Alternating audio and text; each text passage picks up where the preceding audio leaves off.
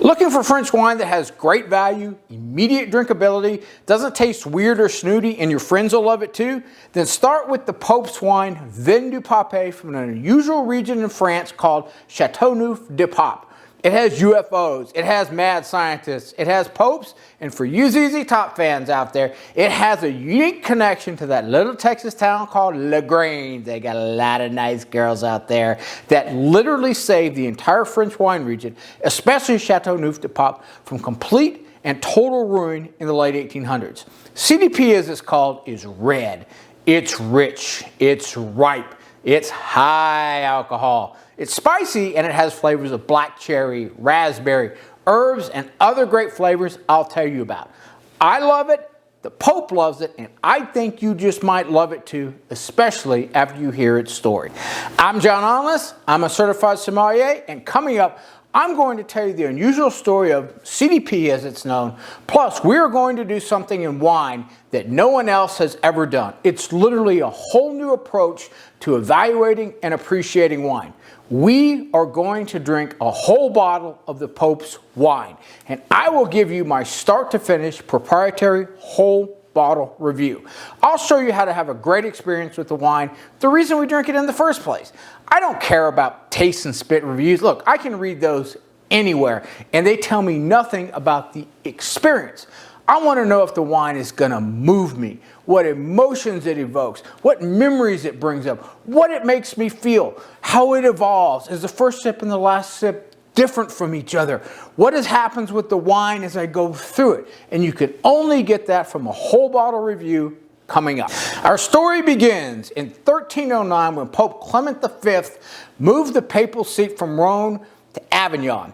But that was pretty much all he did as far as wine goes. It was Pope John Paul XII that really put the stamp on Southern Rhone Valley wine. He ruled from 1316 to 1334, and he did three really cool things. First off, he built what's known as Châteauneuf-du-Pape, the Pope's new castle. He moved to the village of Châteauneuf. He built himself a beautiful castle, and ever since then, it's known as the new castle of the Pope. And as you can see, the papal crest is on all the wines from CDP ever since it became an AOC in 1936, which I'll tell you about. It's a little bit of Better Call Saul stuff going on there too. So anyways, Pope John, he loved to do three things. One, he promoted viticulture, but more importantly, he improved the viticulture around that area, and most importantly, he was a wine lover himself. He drank a lot of Rhone Valley wine, encouraged local production of it, and added an enormous amount of prestige and quality to the wines of that region.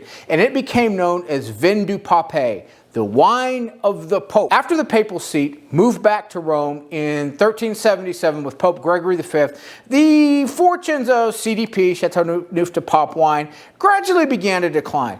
It was known as quality, it was still called Vin du Pape, but since the Pope wasn't there, it didn't quite have the cachet that it did. So over the next 500 or so years, it really began a slow and steady decline until 1863, when absolute disaster struck. In 1863, in a region of France called Larac, which has a port, Phylloxera entered France for the first time. Now, if you don't know what Phylloxera is, it's the bane of the wine world. It's an insect. It's a disgusting root louse that attaches itself to the roots of vines, chews through it, destroys it, hatches, grows wings, and then flies over to the next vine to do the same thing. Now, the European rootstock had no defense whatsoever against Phylloxera, the root louse. And within a period of 10 years or so, this horrible plague had spread all across France and into Spain and Italy, and was wiping out the old vineyards that had been there for hundreds, even thousands of years. The French scientists didn't know what to do. They tried to drown it by soaking it. They planted in sandy soils, which actually did help, but you can only grow so much wine in sandy soils. They tried using pesticides that they had at the time on it. They even tried grafting onto American rootstock, and nothing worked. The only thing they had left to do was pray, and the Pope in heaven answered their prayers. The answer to their prayers was known as the great man of Texas, Thomas Vonley Munson. T.V. Munson, a little-known character in the history of wine, but one of the most important. T.V. Munson was a transplant to Texas from Illinois who fell in love with grapes. And he had been growing grapes. He was a horticulturalist. He was a botanist. He was studying. And the French called him when they had nothing left to do. And what he did was, he went down to LaGrange, Texas, and he scouted out the grapes down there. It's a species called Vitis burlandia. And the French had been having a problem with the American rootstock that they had grafted onto because it wouldn't grow in the calcareous soils over there. Now, the reason they want American rootstock is resistant to Phylloxera. In fact, it murders it outright. When those little bastards take a bite of the root, it excretes sap and it chokes them to death. So, the Phylloxera bug does not do well with American rootstocks. But the problem was, the rootstocks they had over there were not growing anywhere. Well, Thomas Volney Munson went to LaGrange, Texas. I don't know if he went to that little shack or not, but he went to LaGrange, Texas, scouted out the grapes, found those that grew on calcareous soils, sent them over to France, and it worked. And that saved the entire French wine industry that we have today. Thomas Volney Munson, the great man of Texas, is the reason we still have wine from France today. Little known fact. In fact, the French were so impressed with him that in 1888, they gave him an award called the Chevalier de Mérite Agricole in 1888. And forever after, Thomas Volney Munson is a hero of French wine and a hero of all wine. Now, after they got the rootstock taken care of, CDP started to come back. But it really didn't start to get its feet under it again until around 1936. And we can thank a Better Call Saul character called Baron de Leroy de Rousse Marie, because he owned a winery called Chateau Forget, and he was having a lot of problems in that people were, they were ripping him off, they were making very low-end wine and putting CDP on it, and he had enough of this. He went to court in Orange, and what he did was he got what was the first AOC established, Appellation d'Origine de Contrôle, that set the rules and regulations of how you had to make wine in France within a particular area.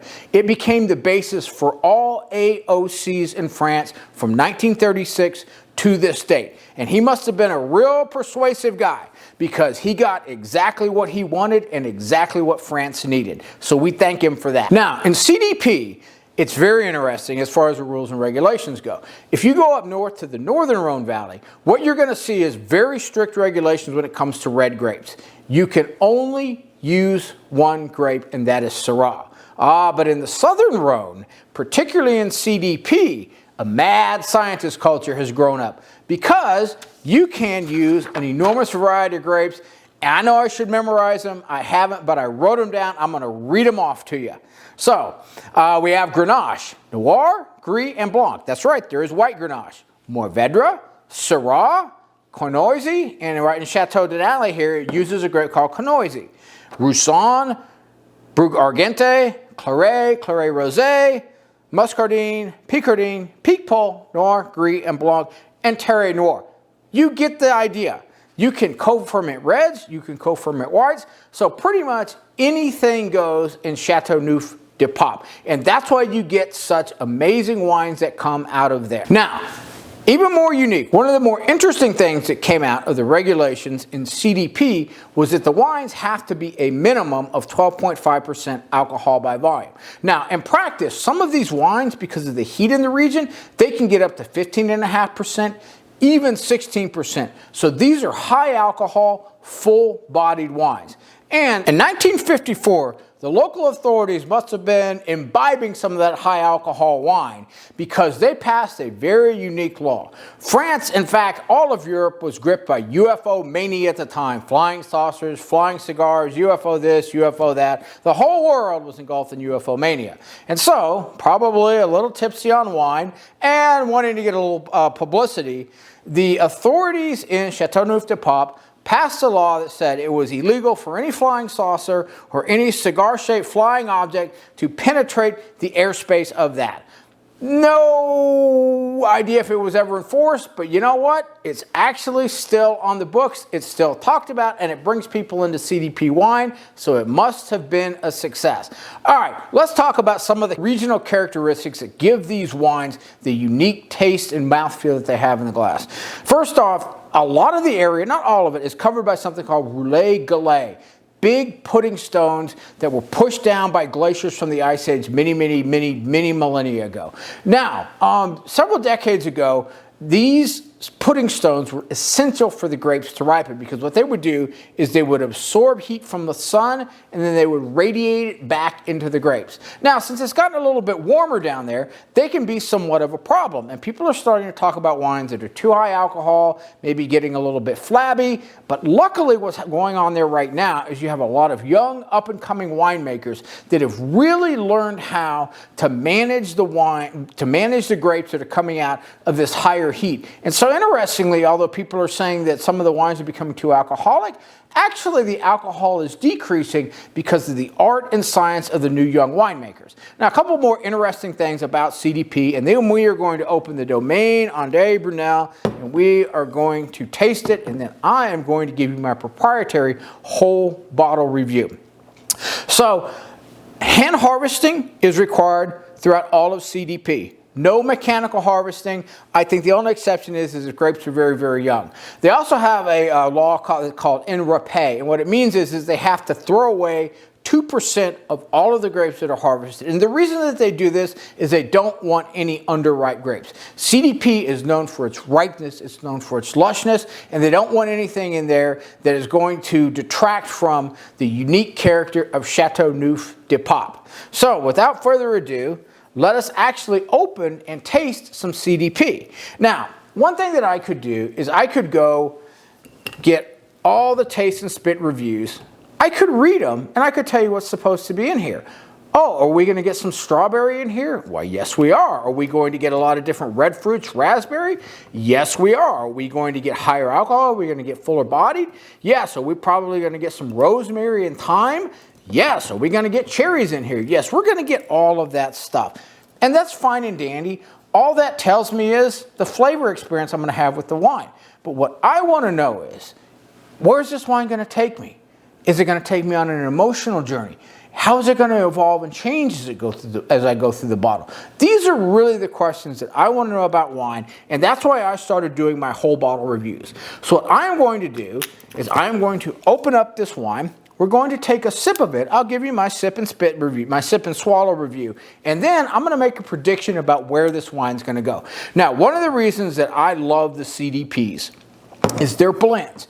And it's been my experience that wines that are blends are the ones that really begin to evolve and change and come together as you go through the entire bottle. And these are the wines that really begin to evoke emotions, memories, make you feel things that you never felt before. And the first sip and the last sip are entirely different. So while you never know, I expect that there will be a fantastic evolution in this bottle. And after I recover from my hangover, I'm going to tell you all about it. Because I'm sorry, you just can't get the character of a great bottle of wine from a mere taste and spit review with a score. Taste, spit, and score. That's what I call it. No, thank you. I'm going to stick with my whole bottle reviews. And let's get this cork out. Looks like we got a great cork here. And there are two different glasses that you can use to try CDP in. You can use a Syrah glass. It's a tulip-shaped bulb glass. I'm going to try it in this one. And you can also use a Pinot Noir glass, because there's an interesting saying, and it's actually true. Grenache delivers what Pinot promises. And what that means is this, is if you drink Pinot Noir, they're all about the nose. You have these wonderful red fruits on them, but when you taste them, they're light, they're delicate, they're going to be amazing wines. When you drink Grenache, it's going to be intense. It's going to be intense strawberry. It's going to be intense raspberry. It's going to be intense red fruit. Because these are almost always going to be fantastic blends. They are usually going to be Grenache, Syrah, Mourvedre. And when you go back to all those crazy grapes that can go in there, I believe Chateau Beaucastel actually makes sure you use all the grapes that are in there. So you get an enormous amount of different flavors that come out of there. So let us go ahead and taste. And I'll do a little bit of a fun experiment here. I'm going to taste it out of different glasses, and we'll see if we get a little bit of a difference or not. This is a Pinot glass. Right away, red strawberry on the nose. There's something in a lot of these CDP wines called, they call it garrique. And what garrique is it means like herbs, rosemary, thyme. It's actually the name of the kind of the scrub brush area around there. And it's the unique character that goes in there. So a lot of CDP wines are known for garrique. So let's see if we get some herbs in here.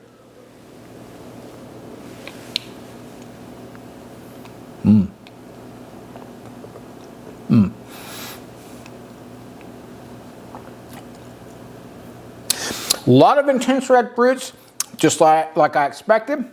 Not really that many herbs to begin with. Maybe a little bit on the back end. But let's try it out of the Syrah glass and see if we get anything different.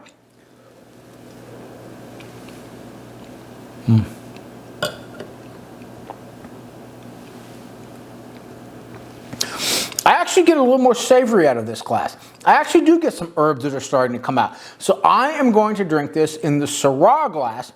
And I'm going to drink the whole bottle and see how it goes. My initial sip and swallow score, I'm going to give this a 94. We'll see if it evolves. We'll see if it gets into my mind. We'll see if it takes me places. I don't know if it's going to get up to be like a very fine wine or so. I could see this going up to a 96. But the magic of the CDP wines are the blends. And the blends are what come together as you go through the bottle and make the first sip different from the last sip. So stay tuned for my whole bottle review coming right up as soon as I am recovered from my high alcohol hangover. I'm back and fully recovered from my whole bottle hangover and ready to give you my whole bottle review of the Domaine André Brunel Le Cailloux. As you can see, I have drank the whole bottle, and what a bottle it was. This is a type of bottle that I really love because it shows why we do whole bottle reviews instead of these ridiculous taste and spit reviews. So my initial taste and spit review of this was a 94 for what a traditional CDP Châteauneuf-du-Pape should taste like. It had a lot of red fruits in it, definitely had what's called garrique, which means herbs like thyme and rosemary, and to me it was a little bit medicinal. My prediction was that maybe it could get up to 95 or something like that. And what's really interesting is where it actually wound up. Now, I actually do have the ability to take notes while I'm drinking, and any of you that have ever actually served in a restaurant before will know that this little pad right here is a lifesaver. So I can sit down and drink anything, just make notes on it. And as I went through the whole bottle, glass by glass, I took some notes. And so what I'm gonna do is I'm gonna go through each glass, and I'm gonna read off the notes to you that I took so that you can see why we do a whole bottle review, because there was a real surprise in this wine. So we started off with glass one after our first sip. And what happened with glass one was it actually started to get a little bit bitter. It actually started to get a little bit more drying. There was not much of an evolution. Nothing really happened with the fruit. And honestly, it was a little bit medicinal. I thought it was a little shaky, to tell you the truth. Then we got on to glass two. And glass two was a continuation of glass one. And I was really kind of starting to wonder if this wine was, if I was actually going to have to downgrade it. The medicinal note really started to kind of predominate. The fruit kind of started to take a background. And the herbs I thought were, you know, a little bit rough. But when it comes to a whole bottle of wine, I stick with the whole thing and drink the whole thing because you never know what's going to happen. Now, I'm going to take a little bit of pause here and tell you one thing that could have been a mistake that I might have made that I will not repeat again. I actually didn't decant this wine. What I did was I just left it in the bottle and in my little chiller that I made up, and I never got around to putting it in a decanter. I don't know why. You can certainly decant CDP wines, but I just left it in the bottle. Next time, based on the first two glasses, what I just read off here, I am definitely going to decant this wine, and I'm going to tell you why right now, because that brings us to glass number three. And glass number three, boom, this wine finally started coming to life. Maybe it was my neurology, maybe it wasn't getting enough oxygen through the little, you know, the little window here. Instead of a nice big decanter, decanter, whatever it was, it finally started coming to life. And it was just kind of boom, how it happens. Like, oh my God, the fruit really finally started to show up. It started to get bright. It started to get more intense. I started to get a lot of raspberry, a lot of strawberry, a lot of cherry, and the herbs started to soften and actually kind of integrate in with the fruit like you would want it to see. The garrique kind of faded to the background and it became smoother. It wasn't this in-your-face scrub brush that was, predominated glass number 1 and 2. And I was like, hey, all right, wow. So it finally started coming to life, and then that brings us to glass number 4. And glass number 4, everything started working together. And that's when you have these blends, the Grenache, the Syrah, the Mourvedre, you can feel them just kind of come all together, kind of merge and meld together. And that's really what happened. There was just this beautiful fruit. It kind of lengthened on the finish, it lengthened on the mid palate, and there was kind of these herbs just dancing all around it. But the herbs didn't predominate. The medicinal quality faded. I do not like medicinal quality in my wine. The medicinal quality faded. You got a little bit of garrique in the background. So it was like sitting in the middle of the scrubland with these wonderful herbs and these wonderful fruits just getting more and more and more intense. And that really brings us to glass 5, the final glass. And what happened was I got a really strong finish out of this. It was a continuation of glass 4. The fruit got more intense. I started to be able to pick out little like dancing notes of each thing. The herbs were just beautifully rounded and well integrated in the background. Not too much, not too little, just right. There was no bitterness, there was no medicinal quality, and wow, that last glass, I was just like, gosh, I wish I had another glass of this. And so I think that I made a mistake with this wine in that I did not decant it, I didn't beat it up, and I should have done that sooner. Next time I drink a bottle of CDP, I'm going to be sure to decant it, and I'm going to start drinking when it starts to get where I want to be. But that being said, despite the first 2 glasses, which is always a reminder to approach the wine the right way, the last 3 glasses, very, very strong finish to this wine. Did it take me any place emotional? No, not really. It didn't bring up any memories. It didn't bring up any new feelings. It was all about the wine. And that's okay. So my final whole bottle review score for the Domaine André Brunel Les Cailloux, I'm going to give it a 96, an upgrade of 2 points. I thought this was a thoroughly enjoyable bottle of wine for the price point. I didn't quite think it would get to be where it was magical, but what I loved about this bottle was it was proof of why we do whole bottle reviews and not this ridiculous taste and spit review. If I had done a taste and spit review on glass 2, I might have downgraded this thing to a 91, and I would have missed out on glass 3, 4, 5, and I wouldn't have reminded myself that, hey, with a wine like this, you should decant it. So, whole bottle review score 96 for the Domaine André Brunel Les Cailloux 2020. And what's better than one whole bottle review? A second whole bottle review. So stay tuned for my next video.